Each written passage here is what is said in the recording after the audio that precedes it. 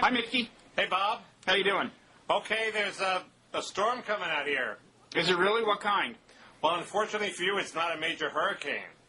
Because last year, I believe... Hey, do we have to leap into the humiliation and degradation of Bob? Yes. Couldn't we just exchange pleasantries first? This is a quick... I was going to say, when you asked me how I was going to say I have a cold, so I hope you'll take it easy on me. But apparently taking it easy on me isn't on your agenda. So go ahead, Mickey. Go ahead. I have a cold, too. Everybody has a cold. It's Christmas time. Go ahead. Well, last year... we did these year-end predictions. And whose idea was that, by the way? I think it was your idea, Bob. Oh. Okay, go ahead. And you predicted a couple of things. You predicted that Hamas would recognize Israel. Now, wait, we got to stop right here, buddy. Sorry, that didn't happen. Wait, we got to stop. Horrible hurricane season. Sorry, that didn't happen. These are lies. Okay, you had one prediction that was correct. What? You were like 1 out of 4. What? You predicted that Iraq would be closer to partition, but it wouldn't be an outright civil war. And I think that's pretty close to being what the situation is. I don't know about that. It's pretty good. But I want to hasten to add a couple of things briefly before I proceed to my full-scale defense. But who...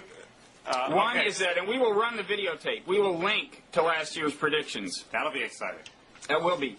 And the first thing I'll say on the link is, we're going to start with crazy predictions, and these are things I am not saying are likely to happen. I'm just saying they are more likely than is appreciated, A, and that's when I said the thing about Hamas recognizing Israel. B, I then correctly predicted that Hamas would do well in the upcoming elections. My mistake was to naively assume that the Bush administration would take advantage of what I still believe was an opportunity provided by the Hamas victory in the election. And as you know, we started arguing about that right after the election when the Bush policy of immediately cutting off funds to Hamas was announced unless they immediately publicly renounced their long-standing ideology. And you supported the Bush plan, and we can link to that. I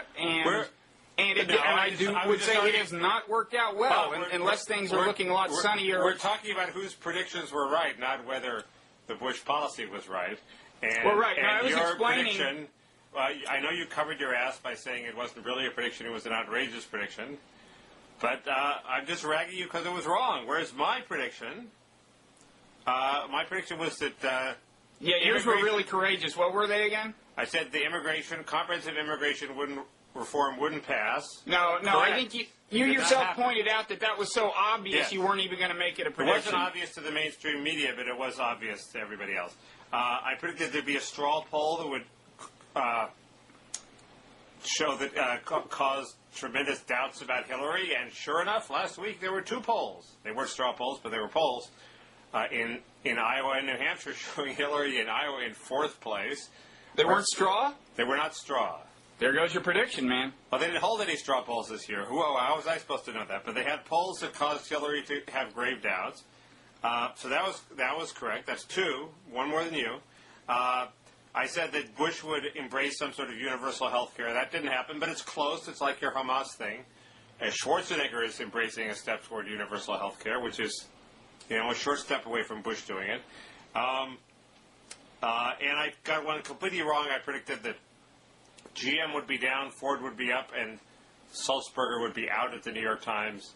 Wait, that's only one? That's only getting one wrong? That sounds to me like about a dozen. I'm lumping them all into one, how convenient! All those things, the exact opposite. Whereas, if one of them had come true, I'll bet you would find grounds for separating them, Mickey. That's a good point. But Thank you. But they didn't, so I don't. But the United's young. I mean, I think we will discover in the coming year that GM, while it looks strong, isn't really that strong. And you might as well finish your humiliation of me by explaining that early reference to storms. Yes, you also said that we're going to have an epic hurricane season, and the connection to global warming will be accepted by the public. In fact, we had the lightest hurricane season in many, many, many years. That's true, and I've got a feeling that you had a hand in that, Mickey, somehow. But It is true. I think it was Andrew Sullivan. What? I think it was Andrew Sullivan. Could be. It is true that global warming is being taken more and more seriously, but that's because of this incredibly mild winter. Yes. I mean, you can just say, to the mailman, like, mild winter we're having, and he'll immediately say, yeah, it's this global warming thing. Well, so you were right in the larger sense, Bob. You were just wrong in the particular. I'm always right in the larger sense, Mickey. That we don't even have to... Well, we'll get to that later. Okay. But, no, I mean, I would like to make a prediction about this coming year. Okay. I predict that I will have the wisdom not to make any predictions on camera. Yeah. Pretty smart. Thank you. The obvious prediction to make is that Hillary won't run. I wouldn't call that obvious. But I think I'll give you credit for that if it happens. I'd say it's a 50-50 proposition. So I'm not. So I'll get full credit if it happens, and nobody will remember except you. I'll remember if it's wrong. So let's say Hillary doesn't run. She takes the deal to be a leader in the Senate. And who will run, as long as we're on that? I don't know. The obvious wild card is Gore. And I predicted Gore would jump in, I think. In fact, Gore came on the show and predicted he would jump in. Gore himself, yes. Yeah, but he didn't know it. So that could still come true. But Gore has certainly been put in the shade by Obama, that's for sure. He has been. It makes it a little harder. Sorry? I said nothing of significance. Don't worry. Okay. So I'm through ridiculing you on that. Let's move on to ridicule you on other things. Well, did I sufficiently exculpate myself on the Hamas thing? No. I would like to know if we're going to exchange humiliations. I mean, I would say that you argued that the Bush administration was doing the right thing. What I said the Bush administration should do is privately say to Hamas, look, we will cut off funding if in whatever 6 or 9 months you haven't changed your tune. But I said, look, you can't publicly say you have to change your tune tomorrow and expect them to do it, given how much face they would lose. You said, no, it should all be public. You should be clear and candid about these things. Well, I would say things have not. They did what you recommended, and things have not exactly gotten better over there. Well, first, you're the one who insists on talking about all these highfalutin foreign policy issues about which I know nothing, and all I can do is argue against your arguments. So that's all I was doing there. Second, and you don't want to talk about comprehensive immigration reform week after week, something about which I know a little something, but not a lot. The second thing is, it's not clear it's going that badly. I mean, they might call new elections that Hamas may lose and Abbas may win, and then the Bush strategy will be vindicated. Mickey, can we review recent developments? Okay. If you want. Okay, the Palestinians are on the verge of a civil war, which some people may naively think is a good thing. I think they're wrong. Why are they? The Israeli government has just announced that for the first time in 10 years they're going to build a new settlement on the West Bank. And that's my fault too? Well, you just said things could work. Things aren't looking that bad. I'm saying they're looking really bad. Islamic Jihad let me finish. Islamic Jihad just fired one of these Qassam rockets and seriously hurt a couple of 14-year-olds or something, which has led Israel to reinstitute its policy reinstitute a more aggressive policy of heading these things off in a military fashion in Gaza and so on. I mean, nobody paying attention thinks that things are looking sunny over there, I think. Mickey? Yes. Well, we can't rerun history, so we don't know what your strategy of doing everything behind a veil of dissimulation. No, but as long as we're on the subject of doing these hypotheticals, I would say that one could plausibly trace to the kidnapping by Hamas of those Israeli soldiers to the situation that we fostered between Hamas and the Palestinian Authority and between the moderates and Hamas and the radicals and Hamas and so on. And it may be the case that what Hezbollah then did was actually a copycat kidnapping. So you could actually go a long way with that thought experiment if you wanted to, but I'm not inclined to impose that on you. This sounds like but-for causation. And I think the Hamas only kidnapped one guy, didn't they? Yeah, that's right, I think. So what do you know? You obviously are completely ignorant about the Middle East. You're right. You don't have my encyclopedic knowledge. That's true. Well, but that doesn't justify your prediction. That just explains why you were right on policy. We're operating on a surface level here, and you keep trying to go deeper. Yeah. No, I think I think I got none of them right. I mean, I think, when you say I was right in not saying that we would have a full-blown civil war, and saying that we would not have a full-blown civil war by the end of the year in Iraq, I would say you're being kind of generous to call that a correct prediction, given how close we are to a full-blown civil war. Well, that's an interesting issue we'll get to, but you also predicted that Blogging Heads TV would be huge. And who would have thought that, like a year ago, we were just this little-known thing with 2 unknown guys, broadcasting. And now we're a little-known thing with 7 guys and a girl. Is that it? Yes, that's the point. The point was to highlight the lack of progress at Blogging Heads over the past year. Not true. Traffic is way higher than it was last time at this year. It is? Absolutely. Okay, and we have comments now. That too. And a community of actual good commenters. All 20 of them. But the quality is really pretty high. I'm surprised. But anyway, have we just been drifting aimlessly since this started, or is that my imagination? No. I've been trying to get off it, and you've. It's been my fault. It's all your fault. Okay. So where are we going? Well, I think we're going to the general drift of the year, which I think everybody agrees was a horrible year. In fact, the full-blown civil war in Iraq. I mean, your prediction actually anticipated the bombing of the Golden Dome in Somalia, which seems to me the most important event of the year, which seems to have triggered an uprising by the Shiites who sort of said, the United States can't protect us, we're going to take it to the Sunnis. The article that most clarified what's going on in Iraq, for me, was the Sabrina Tavernese, is that how she pronounced her name? Could be. Article on how the Shiites are remaking Baghdad in their own image in the last couple days in the New York Times. Obviously, they sort of have a plan, and they're carrying it out. And, the neighborhoods that were once mixed Shiite-Sunni are becoming all Shiite as the Sunnis are chased out, and they seem to be succeeding. And it was sort of highly discouraging in that if they're succeeding, why should they stop? On the end, it was sort of weirdly encouraging because it implied they have a plan that has an end point. Once they control their neighborhoods in Baghdad, why is this necessarily going to explode into a regional maelstrom? And in fact, that's what I would say a civil war would be, is if there's fighting all over the country between Sunnis and Shiites and thousands of people are being killed every day. And we don't have that yet. We have a slow-motion process of ethnic cleansing that involves a fairly, targeted and efficient brutal killing of 1 or 2 people in each neighborhood that scares the hell out of people, and then they leave. And it's a horrible thing, but it's not an all-out civil war. But see, I mean, once again, it seems to me, from my point of view, your persistent failing in thinking about international relations is to attribute to everyone kind of rationality and leave out the human nature part. And it actually gets back to the Hamas thing when I was saying you can't expect people to lose face in such dramatic fashion. And you were talking about it as if, well, we've got rational actors here.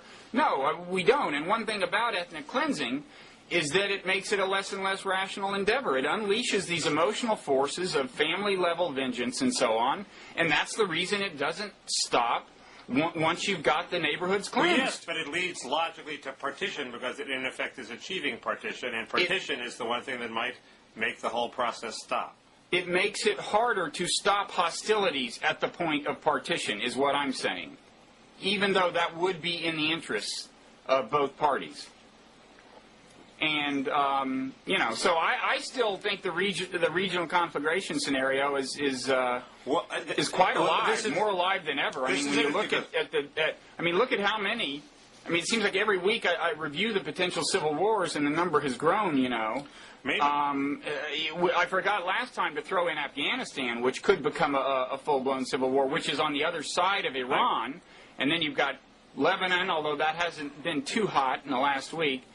Palestine, Iraq is a civil war, not to mention the fact that the various things going on in northern Africa are not far away. But, it's interesting, the idea that that Iraq is about to explode into a regional civil war is the idea behind surge strategy. And maybe I'm drifting to the Tom Friedman, what the hell, let's pull out position. But the idea behind the surge is if we leave, it will result in a genocidal and regional civil war. That's what Frederick Kagan says in the London Times. And the whole premise is we can't afford to lose because then we will have this horrible regional civil war. And I guess it's sort of not clear to me why it's inevitable that if we don't surge and Baghdad keeps going the way it's going, the results will be a regional civil war. Why isn't the result de facto? Well, part of the fear is that Iran and Saudi Arabia view... Why isn't the result a de facto partition where they have hostilities and their border skirmishes and every now and then they attack each other, but it's not a regional civil war? The Sunnis lose. They get pushed out of Baghdad. You can imagine that happening, but you've got to remember that Sunni states like Saudi Arabia and Iran view each other with grave suspicion. And to the extent that say, Saudi Arabia sees Iran as expanding its influence in a way that could be inimical to Saudi interests, it may try to counter that in the near term on the ground in Iraq. That's the way these things happen. Right, but then there are all the Tom Friedman points that that's true, but there are also reasons why those two countries wouldn't want it to break out into open hostilities. There's Syria, which is sort of caught between the two, given its ethnic makeup, and its natural sympathies would be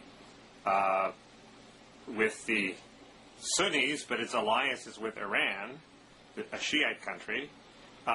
So it's a potential peacemaker. And realpolitik might say that even if there's some violence in the Saudis, some Saudis fund some Sunni terrorists, it's not a regional civil war.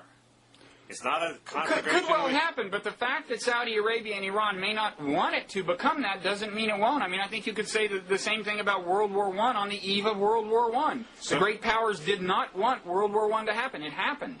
So are you for a surge to forestall this horrible event? Or you think Am I for what?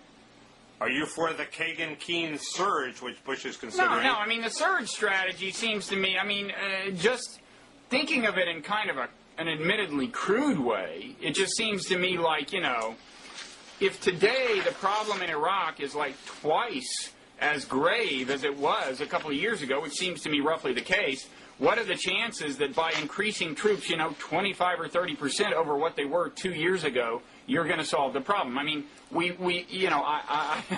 admittedly, that's simplistic, but I don't see any reason to think that the surge strategy would work.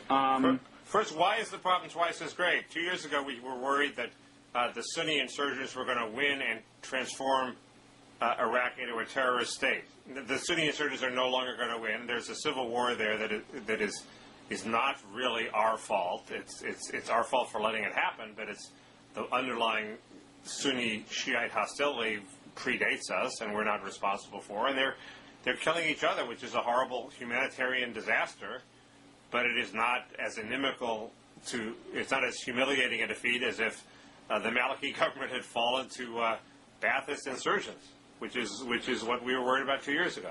Well, first of all, from the point of view of our interests, there isn't a really immense difference between all of Iraq being a Sunni state that is a haven for terrorists and like 1/3 of Iraq being a Sunni state that is a haven for terrorists. Well, sure, it's the haven for terrorist part that's problematic. No, it's a barren desert without any oil and without any oil money, where if there's a terrorist base, we can bomb it. Well, where the terrorists, in the modern world, they don't have to get their financial support from the same country that they're living in, Mickey. The question is, are they going to have huge, training camps and things? Huge training camps we can take care of. It's small training camps we can't. Well, most people seem to think that ideally we would not have a state that is a safe haven. Ideally, but I agree, ideally it's not a good thing, but you said it was twice as bad, and I'm saying a small desert, oil-poor Sunni rump state is better than a Sunni insurgent-dominated state with all of Saddam's oil riches. No, by twice as bad, I mean, it seems to me twice as out of control. That the chances of our getting it under control are less than half of what they were 2 years ago. The chances of us doing what we wanted to do all changed with the bombing of the mosque. That's what people who, that's what the one soldier I know who was there and he said, before the bombing, things were on a slow glide path in the direction we wanted, and after the bombing, things just that's nonsense. That's just you hanging out, on right-wing blogs and not paying attention to anything else. I mean, the fact is, there was no chance ever. If you look at what the administration wanted to get out of this, there was no chance ever that they would get it, Mickey. Because what they wanted was a democracy, that would miraculously be an ally of Israel's and an ally of ours, that would allow us to station troops there inevitably, that we would use to menace their neighbors. It was going to be a democracy in an Arab and Muslim country that was going to choose to be all these things. That never made any sense at all, Mickey. Can you imagine that? Can you do the thought experiment in which that actually happens? First, I never said that. What makes you think I got this from hanging out at right-wing blogs? I got this from talking to a liberal democratic soldier who went there twice, believed in the project, and came back very disillusioned. I would say that is as close to first-hand reporting as I'm going to get without going there. Second, yes, we were never going to achieve our maximal goals, but why is the military wrong in thinking perhaps it was under an illusion, but things looked like they were going into a more stable, peaceful situation in which the Maliki government, sort of corrupt as it was, there wasn't this ethnic war, the insurgency was fading, and things were looking up. And we were training the army, and the army presumably would make things even more stable. After the mosque bombing, sectarian passions came to dominate. The army and police forces came to be instruments of sectarian violence as opposed to instruments for stopping sectarian violence. And the whole thing erupted into a cauldron of chaos. I mean, that's the perception of the grunts on the ground, and I don't think it's not 100% of the picture, but it's a pretty accurate picture. You've talked to one grunt on the ground, and you're saying that's the perception of the grunts on the ground. I think that's also a perception shaped by the fact that, every time you send me a link on this, it is from a right-wing blog. You really don't read anything other than that, and so you've bought into this storyline that everything was going swimmingly until Zarqawi bombed a mosque. Not swimmingly. It was on a glide path to a better situation. How many grunts on the ground have you talked about? I would say I've talked to 100%, perhaps an infinite number more than you have. You win that one. And I go to one cold. I try not to cocoon. Okay. And I talk to you. You talk to me. Thank God. Who knows where you'd be otherwise? It's very weird because in this, when we're talking about the neocon aims in Iraq, there's this big sort of festival of hindsight and second guessing by Kenneth Pollock, who was one of the big supporters of the Iraq War.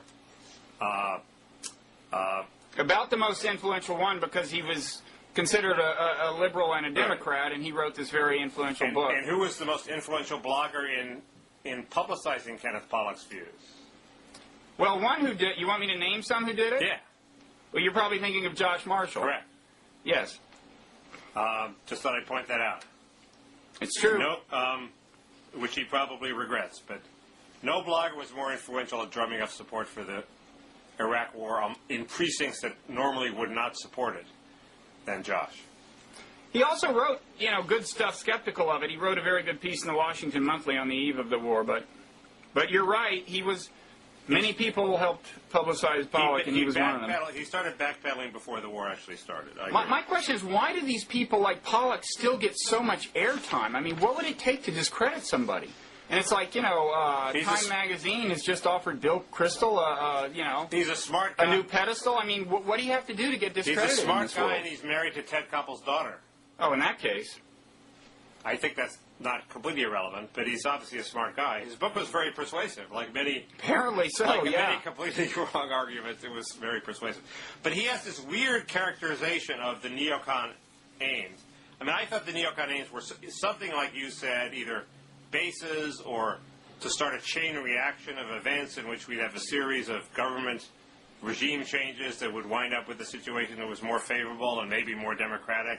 Some sort of neocon idealism, maybe, that, democratic nations were less likely to breed terrorists, et cetera, et cetera. He says the neocons supported for a very concrete reason that they believed Laurie Melroy's claim that Saddam was responsible for the 1993 World Trade Center bombing, and that in the 1980s that Saddam had doomed American efforts to make peace between the Arabs and Israelis. Do we really think that the argument that and that's why they said the road to Jerusalem runs through Baghdad, because Saddam somehow in a very concrete way was opposing peace between Jews and Arabs? It seems to me it was that's completely contrary to everything I had thought about what the neocon aims were. I thought they were this idealistic motive. B, they wanted to sort of scramble the region. C, they wanted bases. And D, the way the peace with Arabs and Israel was going to work was that we do Israel this big favor by taking out Saddam, then they owe us, and we can put pressure on them to give up the settlements and make some peace. I thought that was the sort of Wolfowitz strategy. He has none of that in here. It's weird. I urge you to read it, just for its strangeness. I should read it. It's the first I've heard of that theory. I mean, the thing that was being publicized at the time, which was true, was that Saddam Hussein was giving, $25,000 to the families of Palestinian suicide bombers, and he was being depicted as an impediment to peace in that respect. I don't know how many of the neocons themselves bought into Laurie Milroy's wacky stuff. Yeah, it's but he sort of confines it very narrowly to make them seem like a complete bunch of kooks, as opposed to a less kooky but ultimately misguided bunch. Yeah, John Chait's got a piece that I haven't read yet about. Well, never mind. I take it back because I'm not sure whether that was from the archives or as recent in the Republic, but about something either related to what you just said or not. Right. And the big argument that goes to the surge point is, he argues if only we'd had more troops, we could have stopped this, and maybe that's the emerging great debate: was the situation inevitable, or was it the product of mismanagement of the occupation? And the surge is supposed to sort of correct that belatedly and to provide enough troops, at least in, quote, crucial mixed sect areas of Baghdad. And they all cite Yugoslavia as the example of where we had enough troops. But we didn't stop ethnic cleansing in Yugoslavia either. Clinton had this rosy idea, very similar to the idea we now have for Iraq, which is it's going to be a multi-ethnic democracy, peace, love, Martin Luther King, tolerance, the American way. And we have whatever the proper ratio of soldiers to citizens in Kosovo, we have it in Kosovo. And the place has been ethnically cleansed. All the Serbs have left and the Albanians have taken over. There's no, tolerant multi-ethnic democracy in Kosovo. So we couldn't do it there. Why do we think we could have done it in equally violent Iraq if only we had had 400,000 troops instead of 150,000? It's a good question. As you know, I think that partition is an underrated solution, but... it's becoming less underrated every day. Well, yeah. And they think, why couldn't we, instead of protecting these few multi-ethnic areas when they're right next to Sadr City, which we're not going to touch in this surge, why don't we facilitate the partition by saying, well, yeah, if you want to move, here's a house in if you're a Sunni in a Sunni neighborhood, and sort of separate the warring parties in a peaceful way that doesn't involve killing them. Well, yeah, but you have to, peaceful population transfer would be a preferable way of doing it, but you have to stop and establish order before you can really do that, and that's the problem we're in Iraq. Well, fine, but I'd be for a surge if that was the goal. If the goal was to ease peaceful population transfer to lower long-range tensions, that would be a goal that would be achievable. No, I think that is a goal that's, that makes more sense, yeah. But that's not the Keane-Kagan goal that Bush has adopted. No, he sees us as maintaining Iraq as this unified whole, yeah. Yeah, and, there's no... By the way, was he well known before this? I think so, yeah. Was he? I don't know, but not Keane, but Kagan. Yeah, that's what I mean, There's several Kagans. I know a couple of them. We should publish a get your Kagan straight box. But so, there's one Kagan... Well, there's Bob Kagan. Yeah, he's the one I know. I don't know this other. You're right. Not to be confused with Bob Kaplan. Right. The one I had heard more of was Bob Kagan, not Frederick Kagan, who is the man behind the surge. Right. Got me there. The one rationale I can see behind the surge strategy is it just buys Bush some more time. It means well, the see, my theory on why Bush is warming up to surge is that he, at some point in the fairly recent past, it dawned on him that buying into the Baker Commission amounted to admitting that Iraq had been a mistake, because it's a cut your losses strategy. Right. And that's when he just decided he couldn't go through with it. I think that insight was late to dawn on him. That's possible, but I think also he realizes that this preserves the 30% of the population that's for the war for another year and a half, and then he can dump it all in his successor's lap. Yeah, but that's another thing that drives me nuts, is all this, and liberals are making a mistake and kind of buying into this argument, I think. Acting as if the who lost Iraq debate is yet to be settled, okay? And, I mean, for example, Kevin Drum had this item saying, look, let them do the surge strategy, and then they'll have no way to blame anybody. Let them do what they want. It'll still fail. I think that was a fairly smart post by Kevin Drum. I sympathize with it, but I don't. I think we should, at all points, stress that we don't buy the idea that it's not quite clear whose fault this was, okay? I mean, the Iraq War is a wholly owned subsidiary of George Bush and the Republican Party and the neocons. And they got us into it. They were in charge of running it. And it didn't work, okay? It's not as if there should be any reasonable chance that this blame for this can wind up in anybody else's lap. It's easier. Never underestimate the ability of right-wingers to come up with self-serving rationales that they believe. Fine, but what I'm saying is that liberal bloggers should repeat, ad infinitum what I just said. There is no debate to be had. It's clear whose fault this was. It's not nearly as ambiguous as something like Vietnam, where you can argue about which administration got us into it, A, and B, the war was already started before we got... Neither of those is true. It's clear which administration did this. There was no war there before they did it, and they were in charge of it for now, 4 years. It's their fault. You're losing your Jesus-like calm. The Buddha-like calm. It's unambiguous, but it's not quite unambiguous enough to win 70% of the American population as opposed to 55%, and it will be more unambiguous if we let Bush have his surge. It's not clear to me that the surge is going to really cause more people to be killed. A few more American soldiers will die, but probably a whole lot less Iraqis will die, at least for the next year. Well, that's unclear, and it'll be a failure, and then we'll be in the same situation a year from now. But the neocons won't be able to argue that we were only fighting with one hand tied behind their back, which they will always argue, no matter how much the evidence is the other way. So they supported the idea of the Bush administration doing this with Don Rumsfeld in charge of the show. They knew what that meant. It meant that Rumsfeld was going to do it with a relatively small force. They supported it. They did, on the eve of the war, they didn't say, wait, this isn't enough troops. They said, let's do it. We did it. The verdict is in. Tell it to Andrew Sullivan, your buddy. He was the one who was writing posts about Rummy and how great Rummy was. Does that presage you excoriating me for being too nice to Andrew? Yes, it does. Should we get to that? Is that next on the agenda? No, we haven't done Somalia yet. Well, let's leave people in suspense then about Andrew. Okay. We've got them on the edge of their seats. I don't have all that much to... Somalia is another bad thing that seems to be happening, but it seems... Because it seems to indicate that we're going to have a new Afghanistan in Somalia that will be a terrorist training base. But it's not completely clear to me that they're not going to have their hands full fighting off the Ethiopians. So will these be... You're kind of buying into the logic of the Bush administration there, I think. But that implies the Bush administration has a logic as opposed to...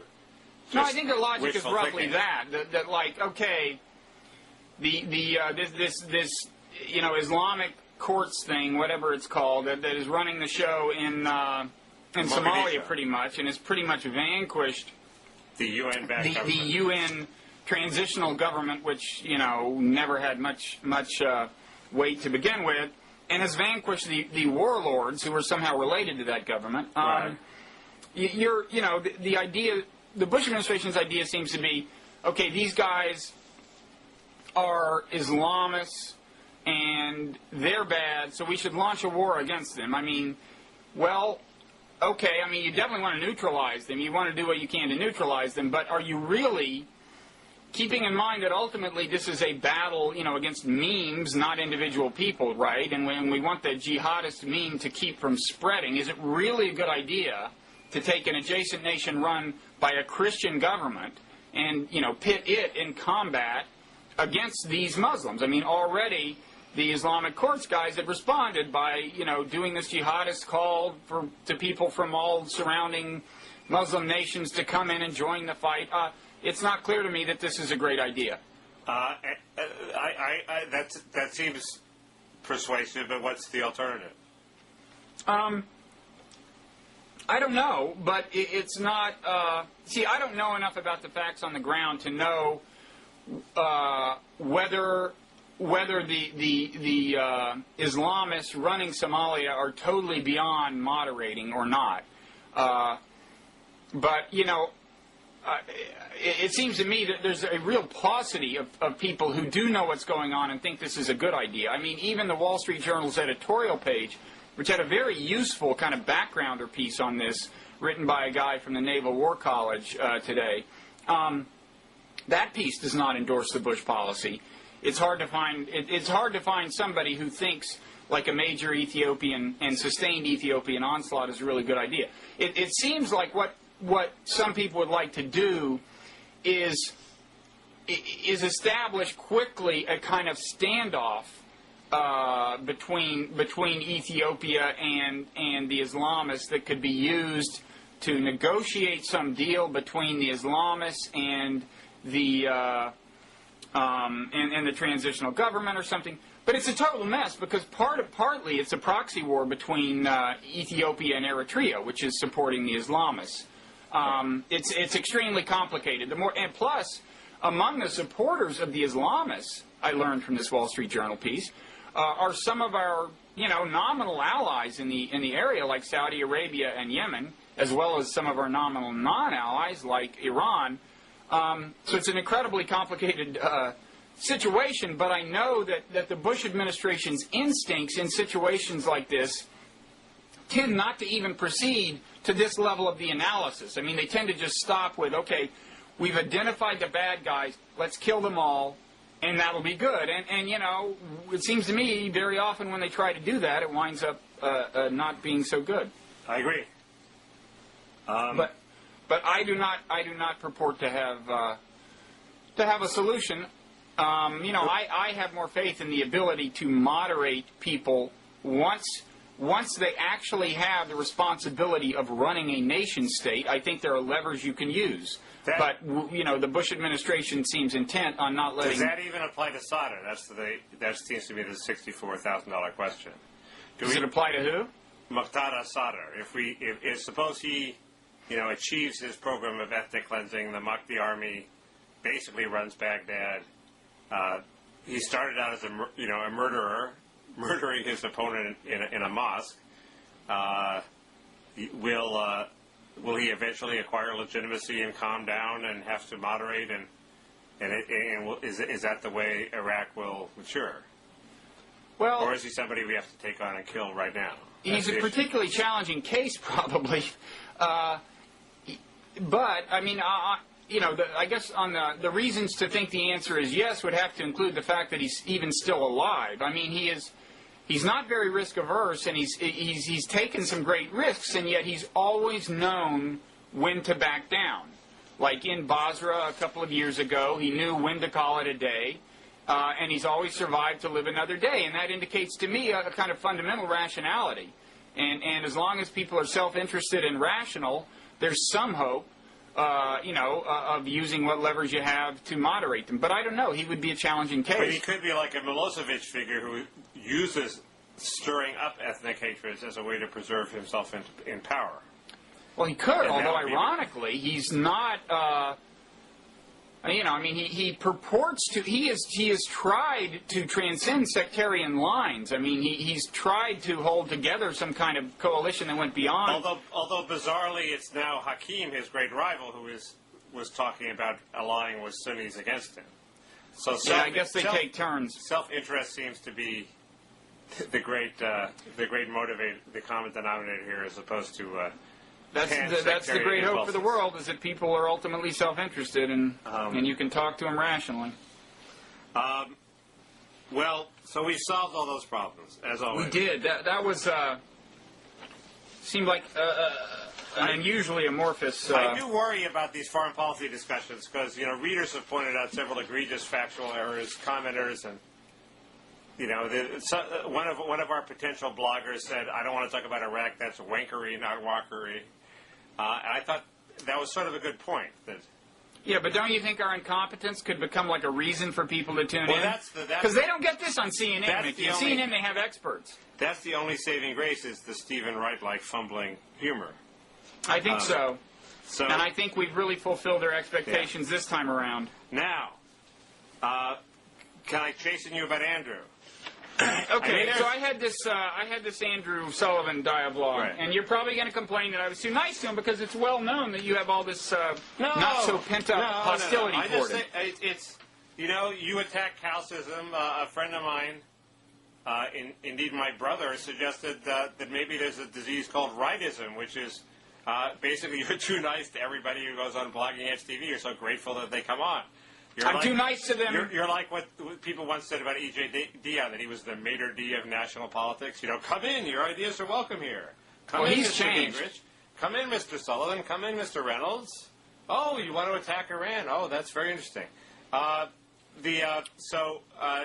Basically, that would be the argument. And I didn't realize when I was first watching it that it was a two-parter, and the second part is yet to come. But it was very interesting. But first, the whole discussion of, Andrew's doubts about religious dogma, it's basically Andrew still pursuing his standard strategy, which is to attack his enemies. Nothing wrong with that.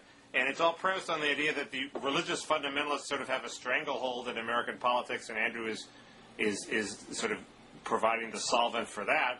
And I don't think religious fundamentalists really do have a stranglehold in American politics. That was sort of the outcome of the great Waco debate. Is Waco a right-wing town? Well, Waco's a conservative, rich town. They go to church, but the reason they're squeamish about gay marriage is not because they have a fundamentalist belief that it is a sin against God for two men to fornicate. It is because gay marriage to them symbolizes the general social sense that the environment for their kids is out of control and amoral, and they want to reestablish some order. Those people are not religious fundamentalists. They're some other kind of conservative. And religious fundamentalism isn't really even the main animus behind the opposition to gay marriage. So in your whole discussion never got to that basic motive animating Andrew's book. And the second thing is, as long as we're talking about Darwinian impulses, why didn't you bring up that the whole book is basically motivated by Andrew wanting to rationalize gay marriage and to smite the opponents of gay marriage? And that is his Darwinian impulse that is underlying this whole very interesting, cogent, intelligent, theological discussion. Well, first of all, if we could go back to the beginning, you're complaining about my being nice to him. I'm nice to everyone who comes onto Blogging Heads for the first time, okay? It was nice to him. I was nice to Instapundit. It's nice to Ann Althouse. Every time I'm having a conversation to somebody who hasn't been here before, I'm not hostile, even if I disagree with them. They're all and nice actually, people. Mickey, the first time Eric Alterman came on here, he was talking to you, and you actually disagree with him about quite a bit, but you were incredibly civil and polite, were you not? Mickey? He's a fearsome guy, man. You don't want to get him mad. Well, yeah, okay, whatever. But you seem to follow the same policy, so far as I can tell. I got in a spirited argument with Josh Marshall. Of course, we knew each other. Yeah, before. but that's because he beat you about the head and shoulders until you finally did something other than just simper and whimper. I don't think whatever the words are. You're making this up, Bob. That's complete crap. If you go back and It look was at actually that, the second dialogue when he treated you with utter contempt. That's true. But the first one, I don't think you engaged in I think tremendous. I've only had one dialogue with him, Bob. Have I really? Really? Had to? Yeah. Oh, well, then he treated you with complete contempt throughout. He, I will link to it. there's a way to be nice to people and still bring up the arguments in opposition, and you're nice to them by not bringing up the arguments in opposition. They're all nice people. You should be nice to them, but you should bring up, well, Glenn. Did I not? Did I not challenge his worldview, Mickey? Mildly. We'll link to that. Did I not? Even, I actually think I said in the case of Glenn Reynolds, I got him to agree that there are these collective action problems we face involving other countries, and every approach to solving them other than establishing and nurturing international institutions is, by his own lights, not going to work, okay? That's what I think I got established in dialogue number one, and I was actually surprised I carried him that far. That was not nothing. It wasn't nothing. It just was about 40% of what was possible. On Andrew, the other big issue you didn't bring up was raised by my email of the day, a guy named Hans Gruber, if that's really his name. I might suggest that Sullivan's fundamentalist desire for moral certainty is alive and well. On issues of gay marriage, torture, and whatever he decides the issue is tomorrow, Sullivan shows little of the doubt, nuance, and humility that he insists from his opponents. If only, and I'm skipping some, it says, if only we could get Andrew to doubt gay marriage as much as he doubts his faith in Christ, an odd inversion of what you would expect. That's an obvious cheap shot, but it's also sort of true, is that you read Andrew's blog, and it's nothing like your dialogue with him. It's filled with certainty and no doubt at all about that his opponents were wrong and he was right. And he was certain his opponents were wrong when he was bullying a proponent of the Iraq War, and now he's certain his opponents are wrong that he has doubts about the Iraq War, or he's of a mixed mind about the Iraq War. So that's the obvious issue you didn't bring up. I'm sure you'll bring it up in the next half hour that's in the can. Well, if you're sure I'm going to bring it up, why have you spent the last 5 minutes excoriating me for not doing so in the part you've seen, Mickey? Because I doubt you bring it up. Do you bring it up? Well, make up your mind. You just said you're sure I bring it up. No, I'm teasing you. Well, first of all, until you've seen the second half of the interview, you might withhold judgment. And actually, I do suggest to him that there are some senses in which a little bit of the fundamentalist in him persists. However, they're not the senses that you're mentioning, because my obsessions are not the same as your obsessions. I'm more interested in foreign policy. I'm more interested in the sense in which he continues to look at the Islamist threat in a simplistic fashion, and that's what I challenged him on. Right. But you won't know until you see the next half of the discussion. Gay marriage isn't my obsession, it's his obsession. Well, no, So but I mean, he has. Look, the Islamist threat is his obsession too. It certainly was 2 years ago. Sorry? The Islamist threat was his obsession. Right, has been a huge part. But you were implying it was my obsession. What? You were implying it was my obsession, and I'm saying having a discussion with Andrew Sullivan where you don't talk about gay marriage is literally and metaphorically ignoring the sexual drive that underlies human nature. Well, in your view, that's what underlies all of his views. Fine. If you ever have a discussion with him, you can bring that up. Bob, you wrote a whole book about how the sexual drive underlies all of us. In a somewhat different sense than saying that gay commentators' opinions on everything are fundamentally driven by their views on gay issues, which is what you're claiming in Andrew's case. That has nothing to do with the thesis of what I've written about that you're alluding to. I think it's driven by his sexuality and the political dilemmas that puts him in as a conservative. Well, you're saying not that. There's anything wrong with that. The sort of heavier issue. Yeah. When I read your book, Nonzero, and this you got into some of this with Andrew. It was a semi-transformative experience because it does change the way you see yourself in the universe. It's like that famous story about Alfred Hitchcock, where a little bit actor was giving him a problem. He took the actor back in his trailer, and he had the whole movie planned out, and he pointed to a little line on the chart and said, "See this little line? That's your part. Don't screw it up." And your book Nonzero gives this whole long view of the goal of history is to achieve some sort of greater complexity and freedom and a cosmic Teilhard de Chardin mind meld at the end of it all, and that everything we do is sort of tends to be our little part in this larger scheme that either was planned or is inevitable or something. And that's sort of very reassuring. It gives you an idea of your place in the universe. And then I thought, and this is what I'm thinking lately, do I really care about the Teilhard de Chardin mind meld at the end of history? Why do I care that? Why do I want to do my little part to achieve this goal that seems very abstract and unrelated to anything that I, Mickey Kaus, really desire? So the whole of your book has sort of lessened on me. I mean, I sort of... Mickey, how did we get off on this? What are you doing? Why?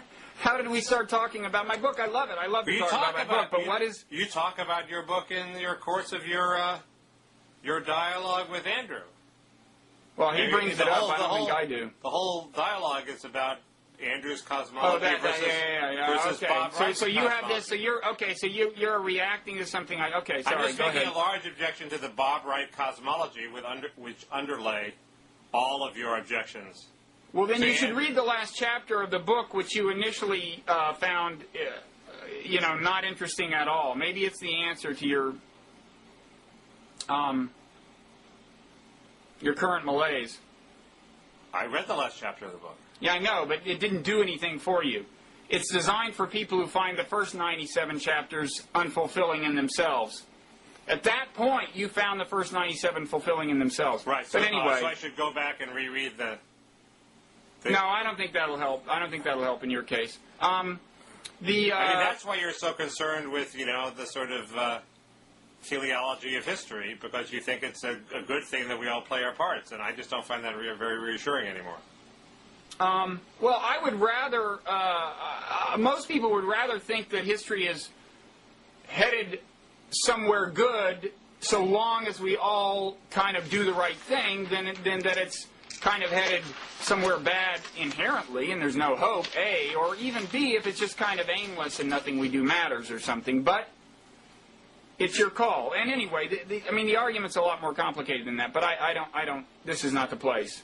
I will say about Andrew that, also he's actually very charming. So it's hard to be too mean to him. And as you'll see in the second part of the discussion, he does like the most abject apology about Iraq and about specific criticisms he's made of me on Iraq. In the history of the world, it was amazing that after that apology, I could muster any criticism of his views on foreign policy at all. But as you'll see, I did manage. I look forward to that. However, I didn't get into what you would have raised, and you should do that yourself with him.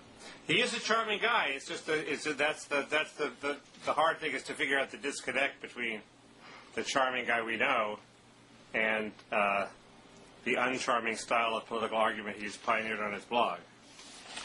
Well, I've certainly been on the receiving end of it. Believe me. Anyway, well, that's my critique of Wright, okay. The menace of Wrightism. Okay, but people really should look at your Josh Marshall thing. Both the Eric Alterman, when you're extremely nice to somebody you actually disagree with a lot, and the Josh Marshall one. With Eric, I was just I was stunned by the breadth of his knowledge and how much he brought to the table, and I was learning a lot from him. So I just sat back and soaked it all up. I was stunned by Andrew's charm, or whatever. I would end it there.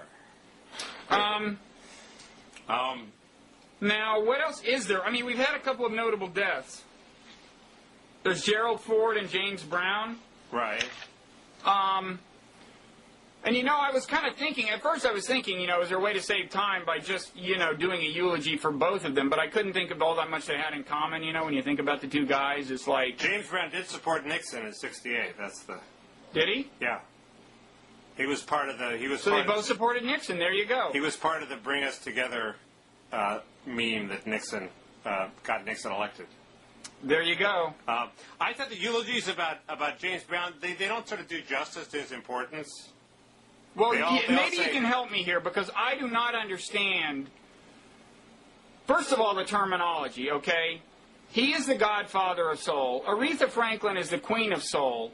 I don't see much that their music has in common. I don't see how the same label could be applied. to their music. I mean, with Aretha Franklin, soul seems to me a very apt term because you can see the connection to black gospel music very clearly. Right. James Brown, the genre seems different to me. Am I missing something? I think you are, but I wouldn't. I think they all use the same funk chords. Aretha? Yeah. Wow, okay. Well, that's just because I don't know anything about music then. There's some chords that I couldn't play when I was But you know, when you try learning to guitar, sing a James Brown song, you start to wonder whether it really has a melody, you know, whereas with Aretha, that's never in doubt. He's more into rhythm. I agree. But he was so much the embodiment of a whole genre of music that it's sort of, to write a bunch of blog posts saying, hey, how funky was he, it sort of seems not to do him justice. And Gerald Ford, all I have to say is that he had the misfortune of having his presidency at the exact moment at which the American economy and America's sort of the way America interacted economically with the rest of the world went all to hell. If you look at all the charts about wage growth and prosperity growth and decline of inequality, they all turned around 74, 75, 76. The end of the Ford administration and the beginning of the Carter years. That's when it all went to hell, and it was a hard period to be president in. Well, Carter ran into bad luck himself. Oil embargo and hostage crisis, or the residue of the oil embargo. But the point is that it was the time of stagflation when the economy just did not seem to work. Bush's achievement is to achieve a bad outcome at a time when the economy is working very well. Only Bush could achieve that. What I would say, I mean, first, let me hold off on what I'd say about Ford. First, back to James Brown. So what exactly is the lineage of his legacy? Who are his heirs? It seems... There are heirs. I assume it all comes from the Chitlin Circuit and Joe Tex and... No, but where does he lead is what I mean. Who are his descendants? That's a good question. Well, if you're going to attribute this immense legacy to a guy, it's a question that somebody should answer, right? I mean, I'm sure it's in the obits. It's just highly non-obvious to me. I mean, like some people say, well, it's rap music. Well, you could kind of make a case intuitively because in both cases, melody isn't central, and it's almost as much like talking as singing. Fine, but you know, how do you skip like decades? How does your influence just skip? You know, I don't see how the influence gets from James Brown to rap at the birth of rap without being carried by something in between. Well, and I don't see what the vehicle was. I don't know. He was still a vital force at the beginning of rap, but it's all. I assume it's all in the rhythm tracks, but the lineage. But why couldn't he? You know, I tried to figure out. You know, who were the people who were idiosyncratic, who wouldn't have developed necessarily, and yet were like really big. And the only person I came up with was Freud. And maybe he's another one. Maybe he's somebody who was completely sui generis, who did his own thing, and it didn't have an impact. It had no lineage. So what? That doesn't diminish the achievement. It sort of magnifies the achievement if it's something that is not clearly sort of in between A and C. You were stage B. It was a weird James Brown thing he did. So you think obits should not be legacy obsessed then? Why does it have to lead it anywhere to be a great work of art? I don't understand. Interesting question. Anyway, as for Ford, one thing I would say, and actually right now we're taping this, I mean the news about his death showed up, what, this morning or something? I heard it last night.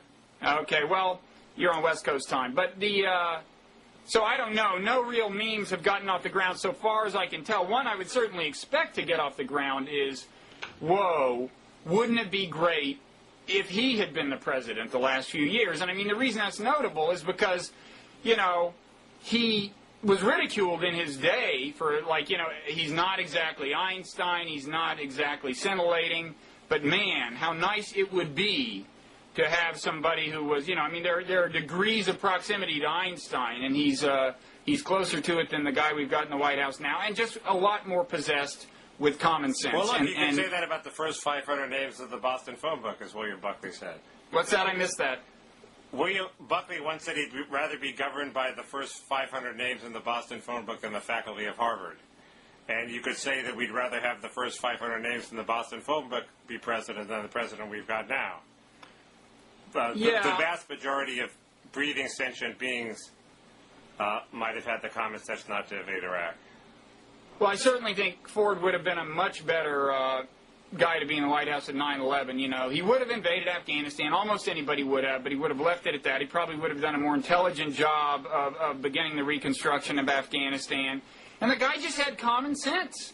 And, and we could use that. He didn't cover himself with glory in the Mayaguez incident. Oh, I've almost forgotten what happened in the Mayaguez incident. I forget. We attacked some ship off the coast of Cambodia after the hostilities had ended. I forget after it had been released or something. It was a small screw up. You've forgotten everything about it except that it was not covered in glory when it was over. Correct. Okay. Well, I'm willing to accept that. Anyway, I don't have all that much to say about Gerald Ford. Yeah. Me either. But I don't have anything negative to say about him either. Betty? How about Betty? I have even less to say about her. She took the stigma off of alcoholism. Yeah. Is that her epitaph? I don't know, something like that. We've already gone over an hour. Yeah, I know, and yet we said almost nothing interesting. And you feel strangely unfulfilled. Yeah, I know. It reminds me of, when we were at the New Republic, what Fred Barnes would say after he had finished a mediocre piece. Do you remember what he used to say? It had the quality of doneness. It has the quality of doneness. But I don't think this has the quality of doneness. That's why you keep trying to drag it out. Well, once we push the stop button, it will by definition have the quality of doneness. I guess that's right. It's content. I think when we pour over this, we'll discover that there were strange nuggets of hidden gems. Hidden gems, yes. And hidden they are, well-concealed gems. Okay, well, it's good to work for such an optimistic leader. I think there's something to be said for candor. Except in the Middle East, where you believe in dissembling. I believe in what? Dissembling. Never mind. Let's do not reignite that argument. Thank you for leading Blogging Heads through a year of growth and transition.